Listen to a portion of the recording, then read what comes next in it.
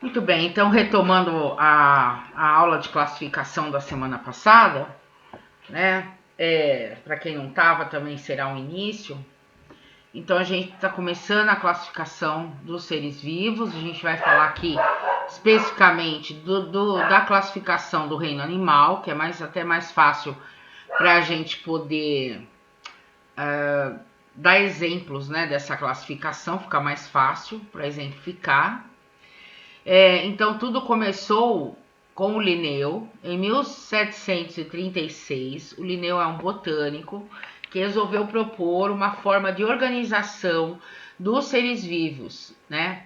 E essa forma de organização, ela visava o quê? Uma organização para melhor estudar os seres vivos. Quando o Linneu fez essa proposta, ele não estava pensando em evolução, mesmo porque o Linneu não acreditava em evolução. Ele era de uma linha de cientistas que a gente chama criacionistas, que são as pessoas os cientistas que ficam na linha que tudo foi criado perfeitamente por Deus e não há evolução, né? Então o Linneu não acreditava nessa questão da evolução, mas ele queria organizar para poder estudar com melhor as semelhanças, né, as diferenças dos seres vivos mais facilmente. E como não dava para estudar porque estava muito confuso, né?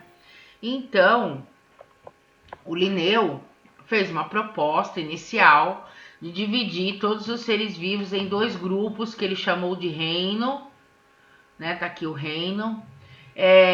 Então, inicialmente se formou o reino animal, o reino vegetal, apenas separando. Só que para toda vez que você faz uma classificação, você tem que estabelecer um critério, que é uma regra. Então eles tiveram que definir o que seria considerado animal e o que seria considerado vegetal.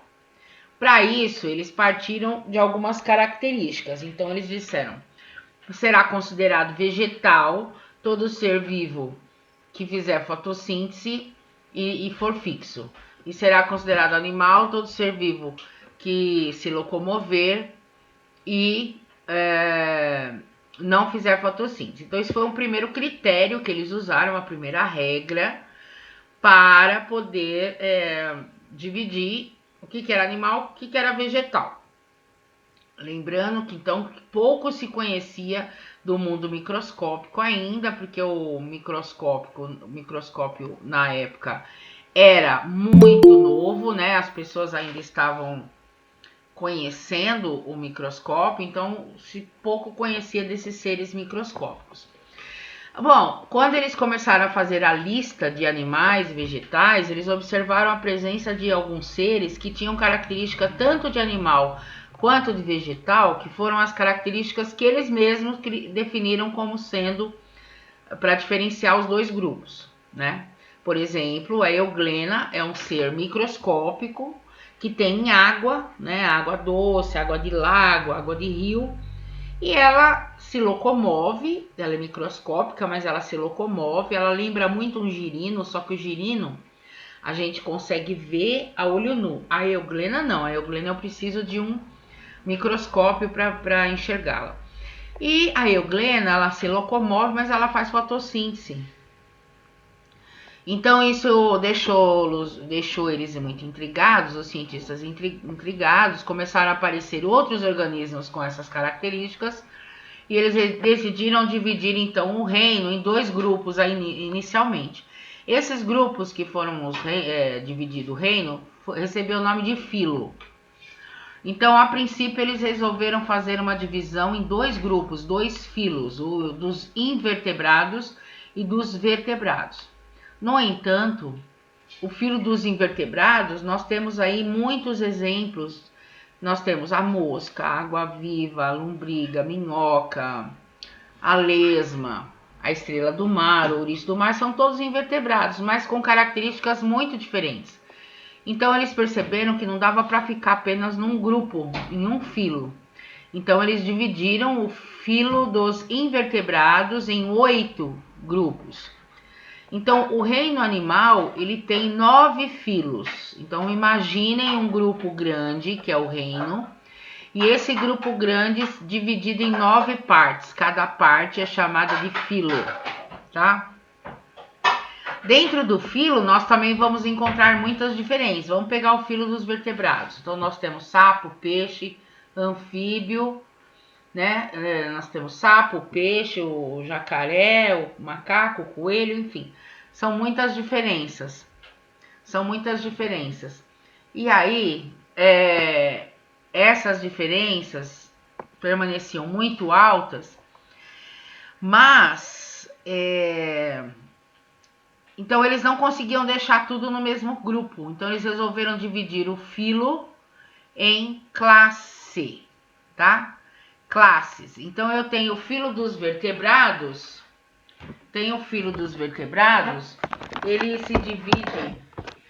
Ele se divide em várias classes, em 5 classes. Classe dos peixes, dos anfíbios, dos répteis, das aves e dos mamíferos. Mas dentro de cada classe nós temos diferenças. Então a classe é dividida em ordens. Por exemplo, dentro da classe dos mamíferos eu tenho os carnívoros, eu tenho os quirópteros, que é a classe do morcego, eu tenho a classe dos desdentados, não é a classe da sua vizinha banguela, tá, gente? Só para lembrar. Desdentados é um grupo de mamíferos que não tem todos os dentes que a gente considera na classe dos mamíferos. A característica deles é ter 32 dentes. E os desdentados, que é o grupo do bicho preguiça, do tamanduá, eles não têm 32 dentes. Por isso, colocar esse nome, que eu também não acho muito adequado. Acho até engraçadinho, mas não é adequado. Então, dentro da classe dos mamíferos, nós temos 16 ordens, tá? 16 ordens de mamíferos. Mas dentro de cada ordem eu vou encontrar muitas diferenças. Então a ordem vai ser subdividida em famílias. As famílias, nós vamos encontrar aqui, por exemplo, a família dos gatos, todos os gatos. Do tigre, leão, onça, o gato doméstico, a pantera, o lince, enfim.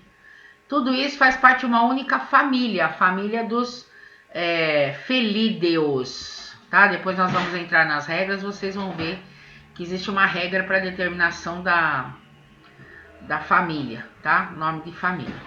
Mas dentro da família você também vai encontrar diferenças. Então eles subdividem a família em gêneros. Quando a gente chega em gêneros, a gente tem características muito mais semelhantes, né? E os gêneros são divididos finalmente em espécie, que é quando você chega num grupo de animais tão semelhantes que eles se reproduzem entre eles e geram descendentes férteis. Nós vamos falar disso com mais detalhes já, tá? Essas palavras, reino, filo, classe, ordem, família, gênero, espécie, é o que a gente chama de táxons, ou categorias taxonômicas. Então, quando eu quero classificar um ser vivo, eu vou usar essa escala, né? Começando do maior até o menor. É claro que existem subdivisões, existem subfilo, subclasse, subordem, subfamília, subgênero, tem várias outras divisões aqui dentro, mas para nível de segundo grau, a gente trabalha apenas com essas, tá? Quem faz isso hoje em dia é o taxonomista, ele faz a classificação dos seres vivos. Então eles descobrem um animal, uma planta nova, eles têm que incluir isso dentro de uma classificação, e quem faz isso é um cientista que vai pesquisar. Existe um livro, né, vários na verdade, né, que descrevem as espécies já catalogadas. Cada espécie tem a sua descrição neste livro e o seu nome científico atribuído, tá? Alguma pergunta por enquanto? Assim, o ramo da biologia que faz a classificação chama taxonomia. Daí o nome disso daqui de categorias taxonômicas. tá? Então, quando se fala assim, qual é a categoria taxonômica de tal? Aí você sabe que é uma dessas palavrinhas, né? Se é reino, se é filo, se é classe, enfim. Aqui, como a gente viu na aula passada, a gente tem o exemplo da classificação do gato, que ele pertence ao reino animal, ao filo Chordata. Chordados são o filo que inclui os vertebrados em geral, os mamíferos, os répteis, as aves, estão todos aqui nesse filo, tá? Depois, mais pra frente, eu explico por que chama Chordados, tá bom? Aí o gato também é da classe dos mamíferos, da ordem carnívora, da família Felidae, como eu disse, e ele é do gênero Felis. E a espécie do gato, perdão, é Felis catus, tá? Isso aqui é um exemplo de classificação. Aí a gente chega, pessoal, como é que eles fizeram, então, para fazer a nomenclatura disso? O que é nomenclatura?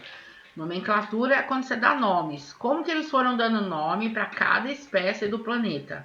Eles tinham que, de novo, estabelecer uma regra, tá? E esta regra, ela não pode ser uma regra que cada um vai usar do jeito que quiser. É uma regra internacional, a gente chama regras internacionais de nomenclatura científica. Por quê? A mesma regra que tem aqui no Brasil, tem lá na Rússia, tem lá na Arábia Saudita, tem lá na África, toda a África, todos os países da África usam essa mesma nomenclatura, tá? Por quê? Porque quando a gente fala de animais, de plantas, de seres vivos em geral, tem que ter um padrão, tem que ter uma organização que todo mundo sabe o que você está falando. Então, você chegar na Croácia e falar canis familiares, né, para um cientista, não vai pegar um Zé Ninguém da rua e falar isso, né?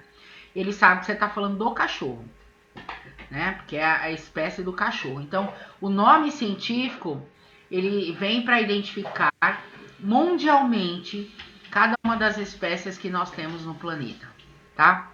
E para isso, primeiro, o Linneu, quando ele fez essa classificação e começou a colocar nome nos seres vivos, ele se preocupava na descrição desses seres vivos. Então ele queria colocar no nome dado para o ser vivo, ele queria dar um nome e incluir uma característica, né? No meio desse nome. Isso hoje mudou, isso hoje não, né? Há algum tempo isso mudou. Então a nomenclatura científica é o seguinte: todo nome é escrito em latim. Você vai falar assim, o latim, o que é o latim? O latim é uma língua que já não, que é uma língua morta, mas deu origem a vários outros idiomas, né? E na época também era a língua mundialmente falada nas universidades, nos lugares onde se estudava, se falava latim, né? Então isso é uma regra, né? Você vai perceber que o nome latim, ele não tem acento, tem muito RH, PH, eles dobram algumas letras, como a letra T, por exemplo. Enfim, vocês vão ver que é uma linguagem diferente no nosso português, né? Então essa é a primeira regra. Eu queria lembrar vocês que essas regras que a gente vai falar agora, não é para você, você não vai ter que decorar nome científico de ninguém, tá? Se bem que alguns nomes científicos a gente aprende porque a gente fala muito. Por exemplo, o nome científico do homem, qual é?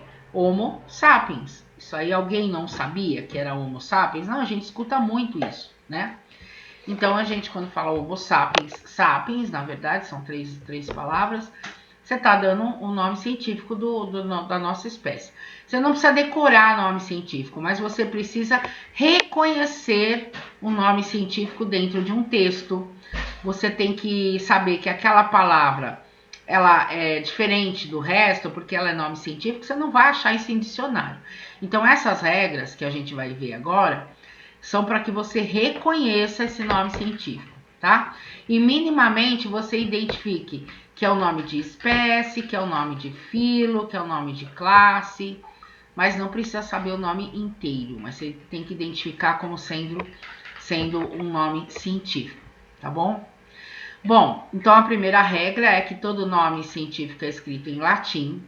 A segunda regra é que o nome de uma espécie, ela vem escrita com duas palavras. Eu tenho aqui, ó, essa daqui é a hiena, né? E eu tenho aqui o nome científico da hiena, que é Crocuta crocuta. Até engraçadinho esse nome, né? Gente, vocês estão aí, né? Ninguém morreu não, né? Tá todo mundo aí, tudo Sim, bem. pro. Isso. Tá Se, aqui.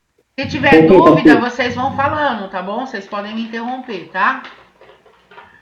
Então, o nome Tá bom. científico da hiena, ele é formado de duas palavras. A primeira palavra é referente ao gênero a qual a hiena pertence, que é Crocuta.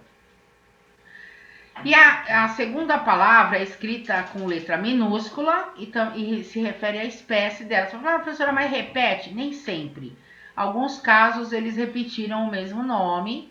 Então, o caso aqui foi um exemplo infeliz, que é o nome da hiena, duas vezes a mesma palavra, mas não é comum isso aqui. Então, a primeira palavra se refere ao gênero a qual ela pertence. A segunda palavra é espécie. A primeira palavra vem escrita com letra maiúscula e a segunda com letra minúscula. Isso é regra. Se você escrever de forma diferente, tudo minúsculo, tudo maiúsculo, você está errando, tá? Então isso é uma regra científica usada no planeta inteiro por todos os cientistas. Outra regra é que o nome científico de uma espécie, ela é escrita ela é sublinhada ou escrita em itálico ou de outra cor. Vejam que aqui o nome científico está escrito com outra cor, né? Diferente do resto do texto, para destacar. O nome científico ele tem que vir destacado do texto, ou escrito em itálico ou sublinhado. Quando você está escrevendo à mão, você sublinha as palavras, tá? Isso também é regra, não é frescura, né? Muita gente fala, ai, que bobagem. Não é, é regra. Regra internacional. Então você tem que seguir essa regra, tá? A primeira palavra é sempre o gênero, a segunda palavra se refere à espécie. Mas eu não posso, por exemplo, falar assim, o nome da espécie da hiena é só crocuta. Não posso só me referir ao segundo nome. Eu tenho que me referir ao gênero a qual ela pertence. Porque dentro desse gênero eu posso ter outros organismos não tão semelhantes, né, não tão iguais à hiena. Então eu preciso me referir a gênero primeiro. Quando você então for pedido para você qual é o nome da espécie, você tem que falar o nome do gênero primeiro e o nome da espécie em seguida. Vou voltar um pouquinho só para que vocês... Aqui, ó. Vamos pegar aqui o nome científico do gato. Não sei se vocês estão conseguindo ver, mas tá aqui no quadradinho, ó. Felis catus. Tá? Se eu pedir para vocês qual é o gênero do gato, o que você vai me falar? Felis, tá? Mas se eu pedir a espécie, você vai falar só catus? Não. Você tem que falar Felis catus, porque eu tenho que me referir ao gênero a qual ele pertence. Vocês estão entendendo, gente? Ficou claro isso? Sim. Tipo como se fosse o nome completo dele. Isso. Você nunca pode chamar ele só de Felis. Né? Felis você está dando o gênero de vários outros organismos. Né? Então, se você está se referindo ao gato, você tem que dar o nome do gênero primeiro, que é Felis, e a espécie, que é Felis catus, tá? Então, quando você falar espécie, são duas. Então, veja só, o nome da espécie é sempre duas palavras, a primeira escrita com maiúscula, a segunda com minúscula. Isso já é uma maneira de você identificar o nome científico dentro de um texto. Tem duas palavras, a primeira escrita com maiúscula e a segunda com minúscula é nome de espécie. Tudo bem? A quarta regra é que as espécies elas se subdividem em raças. O que é a raça? É uma variação, tá, da espécie original. Por exemplo, nós já somos uma variação, nossa espécie já é uma variação do Homo sapiens. Nós já somos Homo sapiens sapiens. Então, nós somos uma subespécie. Lembrando que a palavra subespécie nada tem a ver com ser, como é que fala? Inferior, tá? Não tem a ver com inferioridade. tem a ver com variação. Então, a subespécie é quando você tem uma variação ou no tamanho, ou na coloração, ou em algum hábito. Então, essa espécie ela se diferencia, né? No nosso caso, nossa capacidade de aprendizado aumentou, né? Nossa caixa craniana, torácica. A nossa caixa craniana ela diminuiu, mas a nossa capacidade mental aumentou. Então nós temos muito mais raciocínio do que o primeiro Homo sapiens, né? Nós aprendemos mais, há controvérsias com relação a isso, mas nós aprendemos mais. Então, a espécie é uma variação. Então nós temos aqui, por exemplo, e o nome da espécie, gente, ela vem com 3 palavras, tá? Olha aqui, essa daqui é a ema. Nós temos 2 espécies de ema. A ema aqui do Brasil e a ema lá dos Estados Unidos. Qual é a diferença delas? A coloração, né? A princípio, a coloração. Então, a ema, nome científico dela é Rhea americana americana. Normalmente, eles dobram a segunda palavra, tá? Então, quando você encontrar 3 palavras, você precisa saber que isso aqui é o nome de ema? Não. Você precisa saber que isso daqui é o nome de uma subespécie, uma variação da espécie original. Então, quando eles falam o nome Rhea americana americana, eu estou me referindo ao nome de uma subespécie, tá? Então, onde a primeira palavra continua sendo do gênero ao qual ela pertence, a segunda palavra se refere à espécie, então a espécie dela é Rhea americana, e quando eu acrescento mais uma palavra americana, eu estou me referindo a essa variação que é a subespécie da ema. Tudo bem? A segunda e terceira palavra no nome da subespécie, elas vêm sempre com inicial minúscula. Então, se você identificar dentro de um texto 2 palavras iguais, né? Você vai falar assim, erraram aqui na hora de digitar. Não, não erraram. Nesse caso, é um nome científico de uma subespécie, uma variação da espécie original de um determinado organismo, tá bom?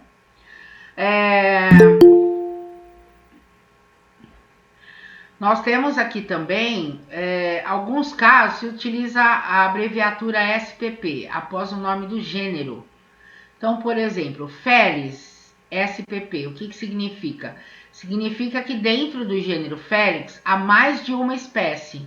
Então, eu tenho aqui o Felis catus, que é o gato, eu tenho o Felis silvestris, que é o gato do mato, eu tenho o Felis margarita, que é o gato do deserto, e tenho o Felis concolor, que é a sussuarana. Então, quando você vê o nome do gênero, que é a primeira palavra escrita com letra maiúscula em latim, e em seguida SPP, significa que dentro daquele gênero existem várias outras espécies ali, tá? Então, por isso você coloca a abreviação aqui, SPP, tá bom? Vamos ver se tem mais regrinha aqui. Ah, tá. Vamos chegar aqui essas são as regras principais, tá, gente? E agora a gente vai falar da definição de espécie. Então, o conceito de espécie, ele é mais aceito. Foi em 1942 pelo Mayer. E ela foi modificada, né, recentemente, onde eles acrescentaram algumas coisas. Então, o Ernest Mayr, quando ele falou sobre espécie de ser vivo, ele estava se referindo a um grupo de seres vivos com as mesmas características, se reproduzem entre si, intercruzam entre si e geram descendentes férteis, tá? Só que essa definição ela foi acrescentada aqui que isso tem que ocorrer em ambiente natural. Porque, veja bem, quando você cruza 2 animais de espécies diferentes, e o homem fez isso quando ele juntou uma égua, que é de um cavalo de uma espécie, olha, Equus cabalus, com o jumento, que é o Equus asinus, tá? Tá meio fraquinho para ler aqui. São espécies diferentes, mas são cavalos. Então o homem resolveu fazer um cruzamento desses dois animais. O que, que aconteceu? Nasceu um filhote? Nasceu. Nasceu o burro quando é macho e a mula quando é fêmea. No entanto, esses animais, eles não podem ter filhos. Eles são estéreis, tá? Por quê? Porque são de espécies diferentes. Então, como que a gente define espécie? Grupo de ser vivo, semelhante, que se cruzam em ambiente natural e produzem indivíduos férteis. Se ele produzir um indivíduo que não é fértil, é porque os animais que foram cruzados não são da mesma espécie, tá? Hoje em dia nós já temos algumas variações disso daí. A natureza, ela aprendeu, né? Não sei se vocês já assistiram os filmes Jurassic Park, todos, desde o primeiro. Eu só assisti algum. O primeiro, o primeiro filme Jurassic Park, que é quando o cara faz um parque de dinossauros e recria os dinossauros, uma boa parte daquela história é ficção, mas tem uma boa parte que é sim ciência. Então você fala assim, como que eles conseguiram recriar o dinossauro? Então, através do DNA, né? Isso é possível? Na teoria é possível. Mas a técnica que eles usaram, logicamente que é uma ficção, né? Como que eles encontraram o DNA do dinossauro depois de tantos milhares de anos que o dinossauro sumiu? Eles encontraram o DNA do dinossauro dentro da barriga de um mosquito, um pernilongo, né, que se alimenta do sangue. Esse mosquito, ele ficou preservado dentro de uma cera chamada âmbar. A âmbar é uma espécie de uma cera que, quando ela seca, fica impermeabiliza, né? Conserva toda a condição. Então isso também é uma... Ela fica dura, parece Isso, ela parece um... O que ela parece? Fala pra mim. um acrílico, sei lá, parece aquela parada de conservar bicho morto. Tava faltando essa palavra, o acrílico, exatamente. E aí o inseto lá dentro, então, esse daí é a ficção, né? Eles conseguiram tirar o sanguinho lá do dinossauro, tal, e tinha DNA dentro. Só que esse DNA, devido ao tempo que estava, né, na natureza, ele estava incompleto, ele foi se deteriorando com o tempo. E aí o que eles fizeram? Cientificamente, eles completaram esse DNA com o DNA de um sapo africano para poder produzir os dinossauros. Então, o que eu tô falando, gente, é bem no início do filme. Quem não assistiu e tiver oportunidade, seria interessante que vocês vissem. É Jurassic Park, né? O início mesmo de tudo. Hoje em dia tem 3 ou 4 filmes. Então vocês vão ver em todos eles, todos os filmes que tem do dinossauros trabalham com DNA, né? Que na época que o Linneu falava, ninguém nem sabia da existência do DNA, nada disso. Bom, o que acontece no filme? Eles criaram dinossauros, mas todas fêmeas. Não tinha macho. Não tinha macho. Só que com o passar do tempo, o que aconteceu? O DNA do sapo que eles utilizaram para completar o DNA do dinossauro, ele era um sapo que em condições na natureza, em condições quando ele precisa se reproduzir e ele não tem um parceiro sexual, alguns deles se transformam no gênero que eles precisam. Então, por exemplo, tem só fêmea, mas ele precisa de um macho para reproduzir. Então, essa fêmea, ela vai ter uma transformação e virar um macho para se reproduzir com uma outra fêmea.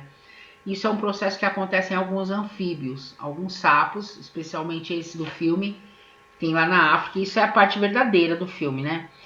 E aí o que acontece? Como eles usaram parte desse DNA para preencher o DNA dos dinossauros, os dinossauros também começaram a nascer, então, dinossauros macho, onde foi possível a reprodução em ambiente natural. Né? Então, no filme você vê que eles se reproduzem fora do laboratório, porque a princípio os cientistas do filme estavam achando que era só dentro do laboratório, e não era. Bom, então é o seguinte, a natureza sempre acha uma forma. Então hoje em dia nós já temos alguns burros. Eu não consegui ver tua pergunta inteira aqui porque a tela está dividida. Peraí. Pergunta de novo, por favor, quem fez. Não, peraí, que eu vou no chat, peraí. Não, os dinossauros existiram, né? Não existem mais. Eu tô falando a parte verdadeira do filme, é a parte que os anfíbios eles mudam o sexo de acordo com a necessidade ambiental. Isso é de verdade, isso não é ficção do filme, tá? Isso é de verdade.